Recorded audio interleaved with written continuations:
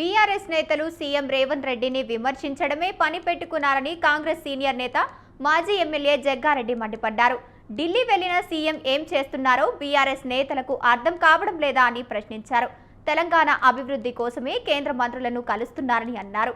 మాజీ సీఎం కేసీఆర్ 10 సంవత్సరాల రాజభోగాలు అనుభవించారని ఫైర్ అయ్యారు. ఒక్కసారి అధికారం పోయేసరికి మాజీ మంత్రి కేటీఆర్, కవిత ఏం మాట్లాడుతున్నారో అర్థం కావడం లేదన్నారు. గతంలో 10 సంవత్సరాల కాలంలో అప్పుడు కేసీఆర్ ముఖ్యమంత్రిగా ఉన్నప్పుడు వారి పాలన సంబంధించి రాష్ట్ర ప్రజలకు అందరూ కూడా తెలుసు.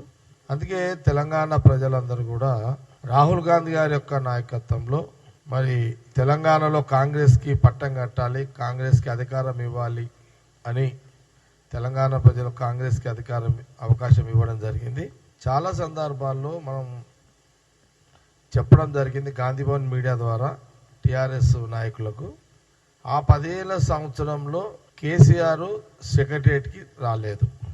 ప్రజాక్షేత్రంలో ప్రజా జీవితంలో ప్రజల మధ్యలో ఎప్పుడు తిరగలేదు. నంబర్ 2, ప్రజల అభివృద్ధి కోసము ప్రజా సమస్యలు పరిష్కరించడానికి ఎప్పుడు తాను ఢిల్లీ వెళ్లి ప్రధానమంత్రిని గాని అక్కడ మంత్రులను గాని ఎప్పుడు కూడా కలవలేదు. ఆయన పర్మనెంట్ గా ఫామ్ హౌస్ కే పరిమితమైండు. నంబర్ 4, ఇది మీ నాయన చరిత్ర, కేసీఆర్ చరిత్ర.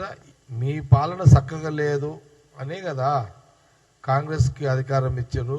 ఈ రాష్ట్రానికి రాహుల్ గాంధీ గారు రేవంత్ రెడ్డిని ముఖ్యమంత్రిగా చేయడం జరిగింది.